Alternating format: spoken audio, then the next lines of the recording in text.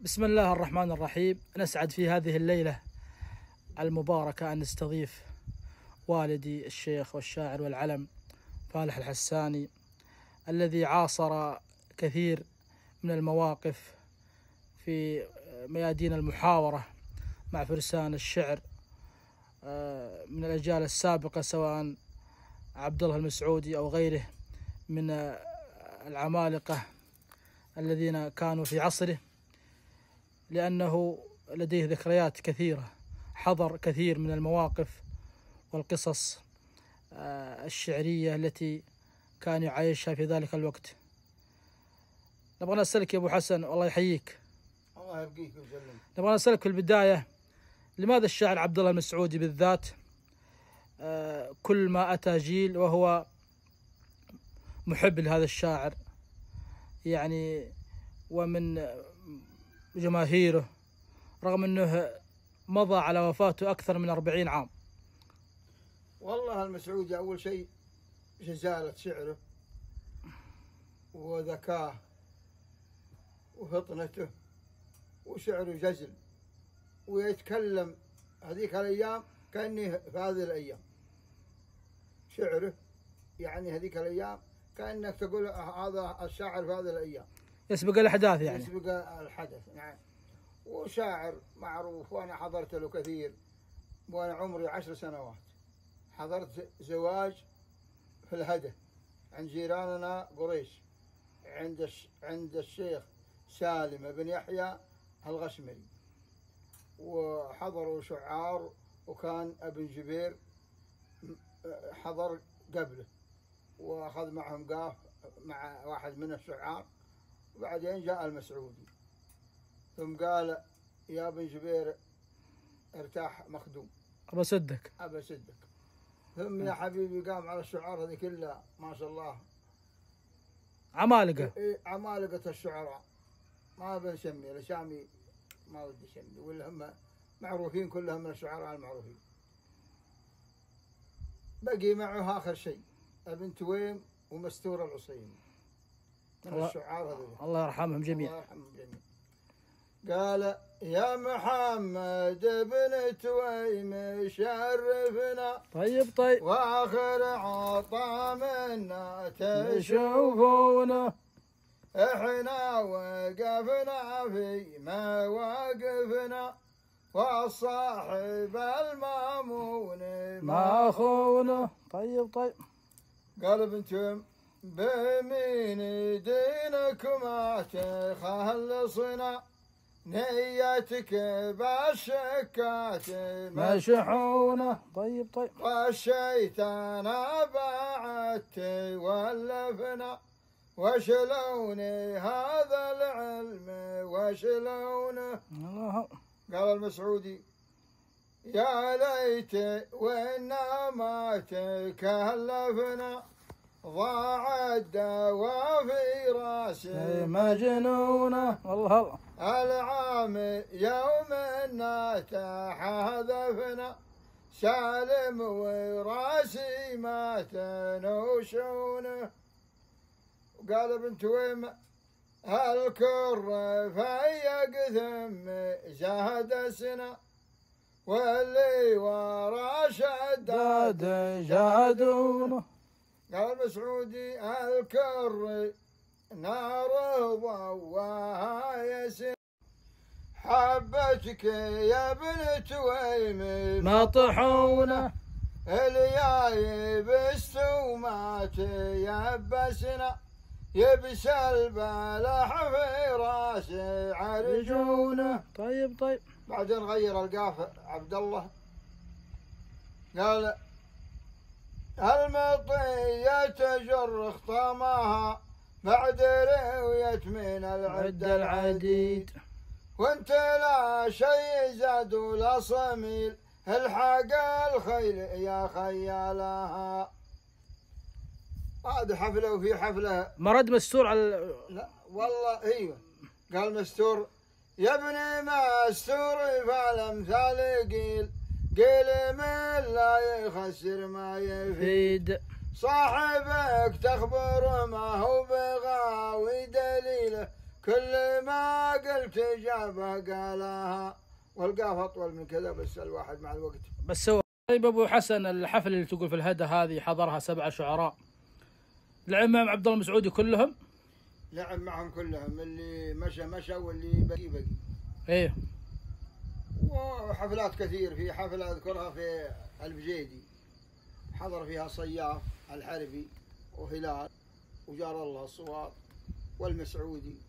إنما في قاف أذكره بدع المسعودي قال الظاهر صياف مطول على المسعودي. هي مطول يعني جاه بعد فترة، قال مرحبا يا عميل اللي عنه سنين، الله اللي يا اليوم قابلته وقابلني،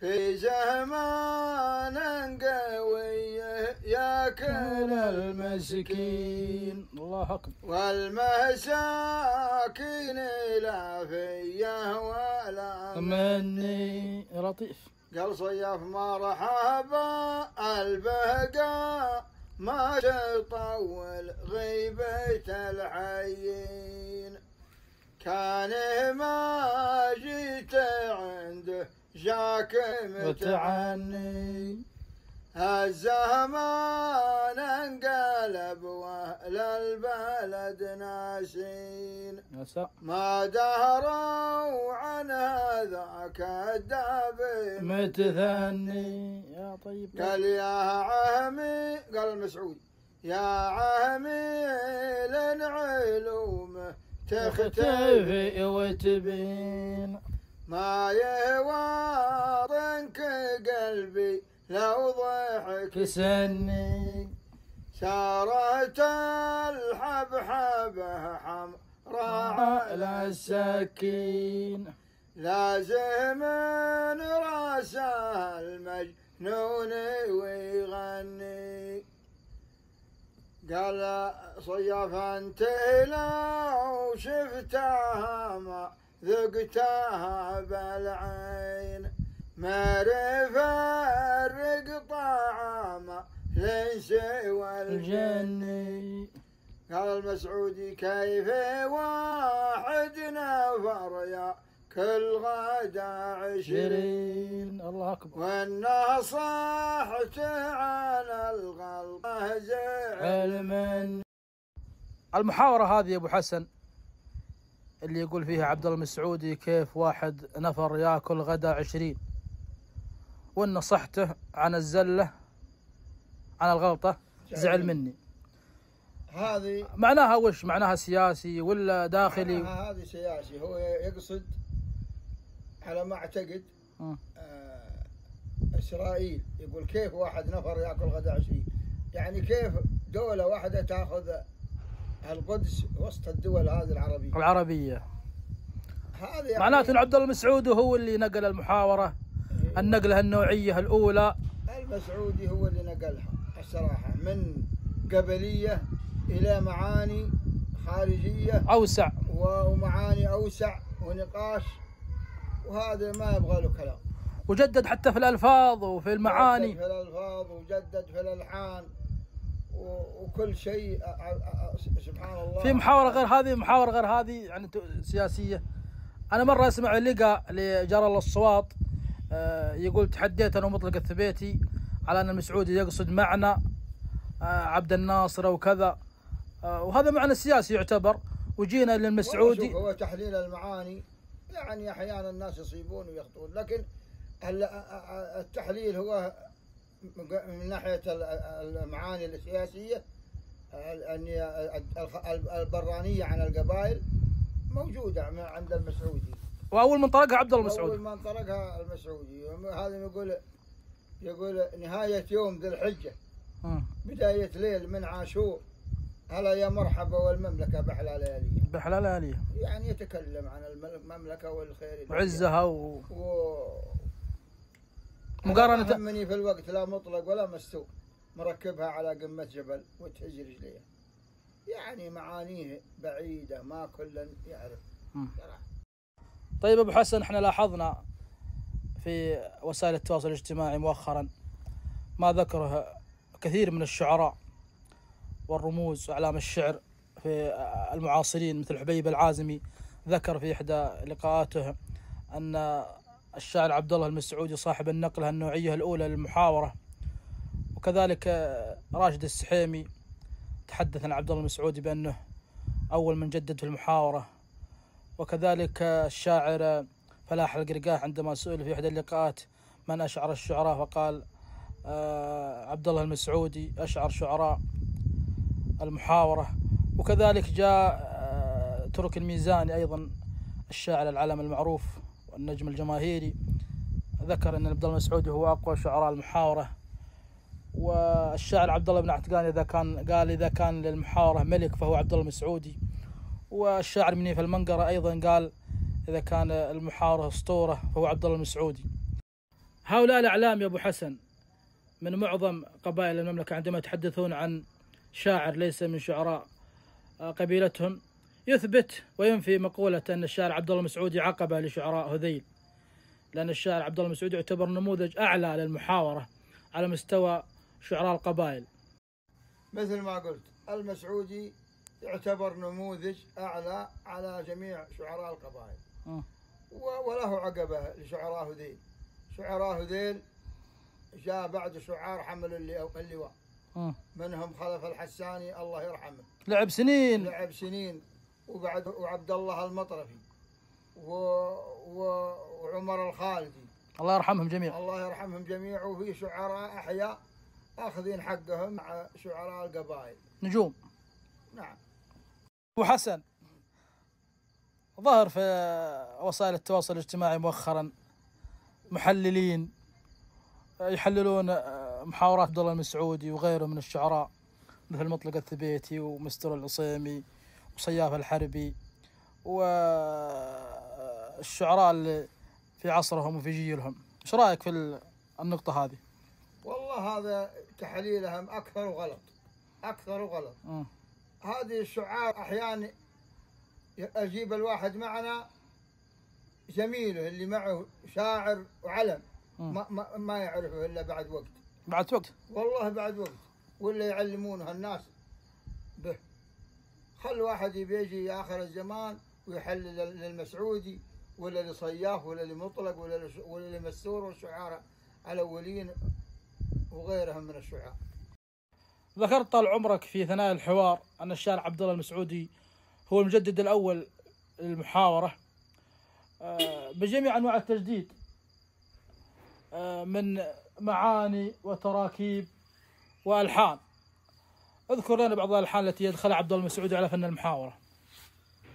يقول بديت تبقى في بري على أهل السوق أبيعه من يسومه وأنا بايع وشاري. الله أكبر. ترى ليلك مسري يا أبو كبد وسيعة والنعومة حلو محلاك ساري. هذا 4 وقفات في 4 وقفات في البيت. والثاني هذاك اللي بينه وبين الأصوات اللي يقول أخويتي وأنا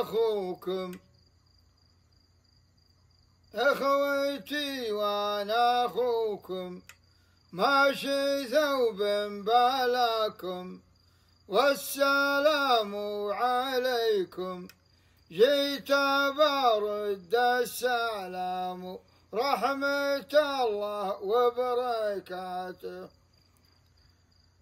وش كان رد؟ ماشي شراب يابن والركايب غيابن ما تعاوى ذيابن كل ذيب مغرقني باني في بلعوم شاته يا لطيف والخاوي وش يحده لكل سيف يحده واصبح الصقر حده كل طير ما يطير لا مع طير سواته. حتى لاحظ فيها شقر يا ابو حسن. وش رد الصوت فيها؟ قال يا هذيلي تهرج والغريب تفرج، كل رجل تخرج، كل رجل يا وشيع المعرفة عين مراته. طيب المتبع لأبيات الشاعر عبد الله المسعودي يجد قوة في التركيب سواء في الفتل أو النقض. ودنا بشواهد من النقض الشعري عند عبد الله المسعودي. واجد فيه بيتين يقول مستور: يا ذيبي يا اللي تجرع واكع ناف الخلا من تذيب، من جوعي مدري طبي عفيك يا سرحاني تضربها. قال المسعودي: يا سامع الصوت كيف بتسمعه لولاه منكم قريب، الموت في روحك أقرب من عصا كاللي تعصبها. بيض الله وجهك يا أبو حسن، وأثريت المشاهد والمستمع بهذا اللقاء، وهذا قليل من كثير ما شاء الله ما تحفظ.